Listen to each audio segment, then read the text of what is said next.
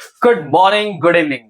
कैसे हो आप सभी लोग। मैं आदित्य आप सबका स्वागत करता हूं हमारे बेहतरीन से चैनल न्यूमेरिकल फाला पे, जहां आज हम कवर करने जा रहे हैं सेकंड चैप्टर के इंपॉर्टेंट टॉपिक्स को, उनके डेरिवेशंस को। क्लियर है। फिलहाल तो आज है संडे और आज तो पढ़ाई करने का मन करेगा नहीं, लेकिन फिर भी थोड़ा थोड़ा अगर पढ़ लेंगे तो बात बन जाएगी, क्योंकि बोर्ड बहुत ही धीमे धीमे कदमों से आपकी तरफ आ रहे हैं और बहुत जल्द ही प्री बोर्ड पे हम जंप कर जाएंगे और आफ्टर दैट हम बोर्ड पे आ जाएंगे। तो उससे पहले हमें इन सारे टॉपिक्स को क्लैरिटी के साथ पढ़ लेना है, समझ लेना है, ताकि हम अपना बेहतर से बेहतर रिस्पॉन्स दे पाए। क्या बात समझ रहे हैं? ओके, तो चलते हैं बिना टाइम को गवाए। जल्दी से हाथ में कॉपी पेन ले लीजिए और शुरू करते हैं छोटे छोटे वीडियोस, छोटे छोटे topics with more clarity, with more concept. Get it? आइए, तो आज हम सीखने वाले हैं electrostatic potential due to a point charge. एक किसी पॉइंट चार्ज की वजह से इलेक्ट्रोस्टैटिक पोटेंशियल कितना होने वाला है, तो उसका फॉर्मूला हम बनाएंगे। तो हमने कहा कि सबसे पहले आप सपोज करो, consider a positive charge small q placed at the origin, और ये ओरिजिन हमने बना दिया O पे, and a test charge q naught placed at point A। तो A पे लेके चलो और एक छोटा सा पॉइंट चार्ज रख दो, और इस पॉइंट चार्ज को हम बोल रहे हैं टेस्ट चार्ज। टेस्ट चार्ज कैसा? Positive charge. क्लियर है? At a distance x from the O से कितनी डिस्टेंस होनी चाहिए? x डिस्टेंस होनी चाहिए। हमने इसे ले जाके रख दिया। क्लियर है?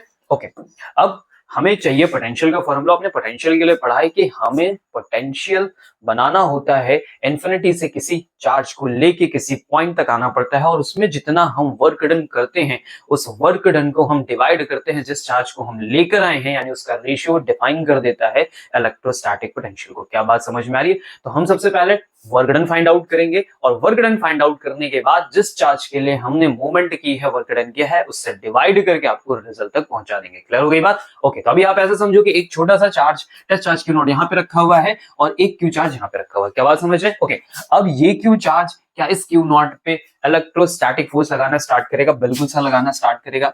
तो देखते हैं, force experience by Q naught, किसकी वजह से? Q naught at point A due to, कौन लगाएगा? Due to Q. कितना फोर्स एक्सपीरियंस करेगा वो? तो फॉर्मूला में लिख लेता हूं, F is equal to 1/4 epsilon naught Q1 Q2 by R square, मतलब डिस्टेंस का square, that is the x square. क्या बात समझ में आई? अब ये जो फोर्स होगा इस पॉजिटिव चार्ज की वजह से इस पॉजिटिव चार्ज पे कैसा लगने वाला है? तो आपको पता है ये फोर्स का नेचर कैसा होगा? रिपल्सिव होगा। तो this is the direction of force, this is the direction of force. ठीक है, जो कि आउटवर्ड डायरेक्शन में लग रही है। क्या ये बात समझ गए हम? ओके, ठीक है। अब थोड़ा सा ऊपर चलते हैं और आगे बढ़ते हैं। क्या हुआ कि मेरे पास फोर्स का टर्म तो आ गया। अब मैंने फोर्स निकाला, क्योंकि मैंने कहा था कि मुझे वर्क डन चाहिए। वर्क डन का फॉर्मूला क्या होता है? Force into displacement. तो फोर्स होगा, डिस्प्लेसमेंट होगा, तब ना हम वर्क डन तक पहुंचेंगे। क्या बात समझ गए? ओके, तो ये मेरे पास क्या आ चुका है? फोर्स का टर्म आ चुका है। Okay, clear. अब मुझे क्या करना है? वर्क डन कैलकुलेट करना है। तो मुझे जो वर्क डन की डेफिनेशन देनी होती है पोटेंशियल के अकॉर्डिंग, तो मुझे वर्क डन करना होता है from infinity to that point, from infinity to that point. तो मेरा इलेक्ट्रोस्टैटिक पोटेंशियल डिफाइन होता है। और मगर मैं बोलता हूं from a point to a point, from a point to a point, तो मेरा पोटेंशियल डिफरेंस डिफाइन होता है। क्या बात समझ में आ रहा है? अगर मैं एक पॉइंट को एज अ इंफिनिटी कंसीडर करता हूं, दूसरे पॉइंट को कोई गिवन पॉइंट कंसीडर करता हूं, तो मेरा रिजल्ट इलेक्ट्रोस्टैटिक पोटेंशियल होता है। और अगर मैं दोनों पॉइंट्स को नोन पोटेंशियल के टर्म में लेता हूं, नोन पॉइंट्स के टर्म में लेता हूं, तो जो रिजल्ट होता है वो डिफाइन करता है चेंज इन पोटेंशियल को, यानी पोटेंशियल डिफरेंस को। क्लियर हो गई बात? ओके, तो मेरा वर्क डन इंफिनिटी से स्टार्ट होगा और यहां तक आने वाला है। फिलहाल हम उसको इंफिनिटी तक ले जाने से पहले क्या करेंगे? इस क्यू नॉट चार्ज को बी तक मूव करेंगे। क्यू नॉट चार्ज को बी तक मूव करेंगे एज अ स्मॉल डिस्टेंस। ठीक है, तो देखें,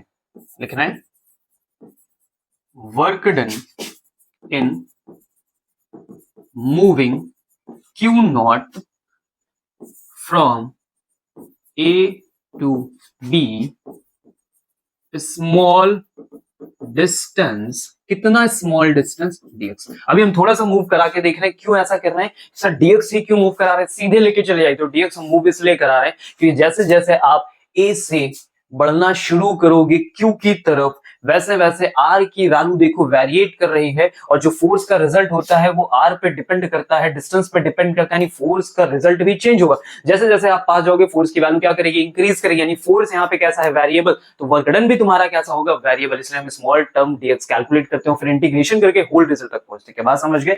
ओके, तो अगर मैं यहां से वर्क डन लिखना चाहूं तो स्मॉल डिस्टेंस का वर्क डन मिलेगा मुझे फोर्स इनटू डिस्प्लेसमेंट। क्या बात समझ में आई? मैं डॉट डीएक्स ओपन करता हूं तो मुझे मिलेगा एफ डीएक्स। अब जरा समझना, मैंने ऑब्जेक्ट का मूवमेंट, मैंने क्यू नॉट चार्ज का मूवमेंट इस डायरेक्शन में किया है और फोर्स इस डायरेक्शन में, डिस्प्लेसमेंट इस डायरेक्शन में हो रहा है, फोर्स इस डायरेक्शन में है, तो दोनों के बीच में एंगल कितना हो गया, cos 180 डिग्री। cos 180 की वैल्यू क्या मिलेगी मुझे, माइनस, तो मेरे पास आ गया रिजल्ट एफ dx वो in the terms of negative. क्या बात समझ? अगर मैं dx मूवमेंट करता हूं टुवर्ड्स द q तो मुझे इतना वर्क डन करके देना पड़ेगा, मुझे इतना वर्क डन करके देना पड़ेगा। अब क्योंकि मेरा जो टारगेट है कैलकुलेट करने का वो इन्फिनिटी से लेके टू द दैट पॉइंट होता है, इन्फिनिटी से लेके टू द दैट पॉइंट होता है जहां पे मुझे पोटेंशियल कैलकुलेट करके देना होगा। तो वो वाला पॉइंट जरा देखो कहां पे है, तो ये वाला पॉइंट हमने कहां पे कंसीडर किया है, पी पे। यानी हम जो कैलकुलेशन करेंगे वो इन्फिनिटी से इनफाइनाइट से लेके आएंगे चार्ज को और पी पे रखेंगे, और फिर यहां पे हम डिफाइन करेंगे कितना इलेक्ट्रोस्टैटिक पोटेंशियल है किसका,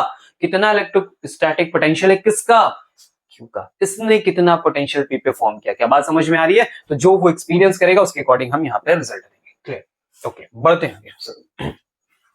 अब हम इसी बात को बोलने वाले हैं, इसी बात को हम बोलने वाले हैं कि total work done in moving Q naught from infinity to, कहां तक लेके आना था, P पॉइंट तक, from infinity to P point. क्या बात समझ में आ गई? ओके, तो अब जो मेरा वर्क डन होगा वो मैं होल के लिए कैलकुलेट कर रहा हूं, तो इंटीग्रेशन कर दीजिए टोटल वर्क डन का। कहां से स्टार्ट कर रहा हो, इंफिनिटी से, कहां पे जाके रुकोगे, आर डिस्टेंस पे। कहां से स्टार्ट कर रहा हो, इंफिनिटी से, कहां पे जाके रुकोगे, आर डिस्टेंस पे। इंफिनिटी से मैंने स्टार्ट किया और मैं पी पे रुकूंगा तो क्यू से कितनी डिस्टेंस हो जाएगी, आर डिस्टेंस हो जाएगी। क्लियर हो गई बात? सबको समझ में आ गई? ओके, आगे बढ़ते हैं। यहां तक बात समझ में आ गई? चलो ओपन करो, अपने फोर्स के फॉर्मूले को पुटअप करते, तो मेरा आया था minus of F DX, infinity से कहां तक सर, आर तक। फोर्स का फॉर्मूला हमने कैलकुलेट किया है, निकाल के रखेंगे, तो हमने लिखा था 1/4 पाई एप्सिलॉन नॉट के क्यू नॉट एक्स स्क्वायर, और ये मेरे पास है dx का टर्म, ये मैं इंफिनिटी, और यहां से अब जो वैल्यू मेरे लिए वेरिएबल नहीं होती है, जो वैल्यू मेरे लिए वेरिएबल नहीं होती यानी कांस्टेंट होती है, उन्हें हम इंटीग्रेशन से क्या करते हैं, बाहर रखते हैं। तो 1/4 पाई एप्सिलॉन नॉट कांस्टेंट है, क्यू का अमाउंट कांस्टेंट है, क्यू नॉट का भी अमाउंट कांस्टेंट है, उठा के सबको बाहर। तो मेरे पास जो रिजल्ट आ रहा है, मेरे पास जो रिजल्ट आ रहा है उसमें हम इन सबको पहले बाहर करते हैं। तो मेरे पास आया 1/4 पाई एप्सिलॉन नॉट के क्यू नॉट, और अंदर क्या बचेगा, तो हमारे पास बच रहा है 1/x स्क्वायर dx। क्या बात समझ में आई? x की वैल्यू देखो, जैसे जैसे चार्ज इधर मूव करेगा x की वैल्यू क्या करेगी, चेंज करेगी, वेरिएट करेगी, इसलिए हमने उसको वहां पे रोक के रखा हुआ है। क्लियर है? ओके, नेक्स्ट स्टेप में आ गए, ध्यान से देखो, इंटीग्रेशन करेंगे। ठीक है, हम इंटीग्रेशन पे भी फोकस करते हैं। तो x स्क्वायर को मैंने लिखा x की पावर -2 dx इंफिनिटी से लेके r तक। ओके, इंटीग्रेशन का फॉर्मूला पता है आपको, x स्क्वायर क्या होगा, x की पावर n का इंटीग्रेशन x की power n+1 upon n+1, x की पावर n+1 अपॉन n+1। तो x की पावर n में +1 करना, -2 +1 कितना हो गया, -1, अपॉन में भी क्या करना है, n+1 करना, -2 में +1 करोगे तो -1, रिजल्ट मेरा infinity to r। Get it? ठीक है, अब यहां से आगे बढ़ोगे तो ये वाला माइनस का टर्म मैं बाहर लेके जाऊंगा, और मैं x को क्या लिख रहा हूं, तो ध्यान से देखो, मैं इसे लिख रहा हूं 1/x, माइनस का 1/x, लिमिट मैंने कहां से कहां रखी, इंफिनिटी टू r रखी। कोई दिक्कत, समस्या, परेशानी? ओके, अब मैं पूरे स्टेप को एक साथ लिखता हूं। तो यहाँ का माइनस ऑलरेडी मेरे पास पहले से था, एक माइनस मेरे पास और आ गया, तो माइनस माइनस कितना हो गया भाई, प्लस हो गया। तो 1/4 पाई एप्सिलॉन नॉट के क्यू नॉट। क्या यहाँ तक बात क्लियर हुई? और अंदर अभी हम लिमिट रखने वाले हैं, तो लिमिट मेरी इंफिनिटी से कहां तक जाने वाली है, आर तक जाने वाली है। Get it? ओके, बढ़ा जाए आगे, तो चलो वैल्यू पुट करते हैं सर हम लोग। तो वैल्यू पुट करने में हमने लिखा 1/4 पाई एप्सिलॉन नॉट के क्यू नॉट, और अब चलते हैं लिमिट पुट करते हैं। तो लिमिट क्या होती है, higher minus lower, higher minus lower. तो एक बार आर की जगह आर रखेंगे और एक बार आर की जगह रखेंगे इंफिनिटी। 1/इंफिनिटी का रिजल्ट कितना होता है, 0 होता है। तो अगले स्टेप में हमारा जो टोटल वर्क डन है वो आ चुका है 1/4 पाई एप्सिलॉन नॉट के Q naught by R. That's the result of work done, जो अभी हमने इंफिनिटी से P पॉइंट तक आने तक के लिए क्या किया है, समझ में आ रही बात, वर्क डन वहां से यहां तक। अब मुझे फाइंड आउट क्या करके देना है, तो मुझे फाइंड आउट करके देना है पोटेंशियल का रिजल्ट। तो पोटेंशियल कैसे डिफाइन होता है, तो potential is defined as work done divided by कौन सा चार्ज, जिस चार्ज को हमने इन्फिनिटी से उस पॉइंट तक मूव कराया है। तो हमने मूव कराया था भाई टेस्ट चार्ज को 1/4πε0 k Q0 by R divided by Q0। Q0 से सर Q0 कैंसिल हो गया, तो मेरे पास आया 1/4πε0 Q by R। That's your result of potential, that's your result of potential. क्या बात समझ में आई? अभी कंफ्यूजन खत्म हुए। पोटेंशियल किसकी वजह से डिफाइन हो रहा है, पोटेंशियल क्यू की वजह से डिफाइन हो रहा है, मूवमेंट किसका हो रहा है, क्यू नॉट का हो रहा है। ये बहुत ज्यादा जरूरी, क्योंकि हम कंफ्यूज रहते हैं कि दो चार्ज ले लिए, क्या कर रहे हैं, किसका पोटेंशियल है। तो समझो, इस चार्ज की वजह से हम पोटेंशियल का फॉर्मेशन देख रहे हैं कि यहां से कितना पोटेंशियल पी पे बनके तैयार हुआ है। समझ में आई बात? तो that is the source charge. ये रिजल्ट में मुझे चाहिए, और किसकी हेल्प से हम इस बात को एक्सपीरियंस कर रहे हैं, उसके लिए हमने ले रखा है टेस्ट चार्ज, जिसे हम इन्फिनिटी से लेके आएंगे और यहां पे लाके रखने पे हम एक्सपीरियंस करेंगे कि कितनी वैल्यू हमने एक्सपीरियंस की है। क्या बात समझ में आ रही है? तो क्यू नॉट से डिवाइड करते हैं, यानी जिस चार्ज का मोमेंट हम ले रहे होते हैं उस चार्ज से डिवाइड किया जाता है, और फॉर्मूले में कौन सा चार्ज रखते हैं जिसकी वजह से हमने कैलकुलेशन किया, that means source charge. Are you getting my points? Clear होगी सबको, बात समझ में आ गई?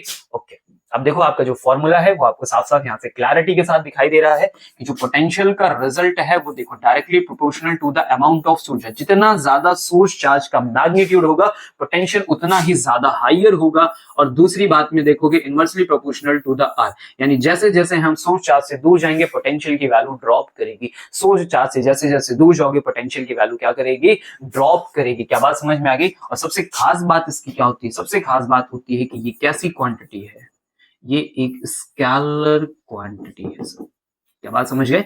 इसकी अपनी कोई खुद की डायरेक्शन नहीं होती है।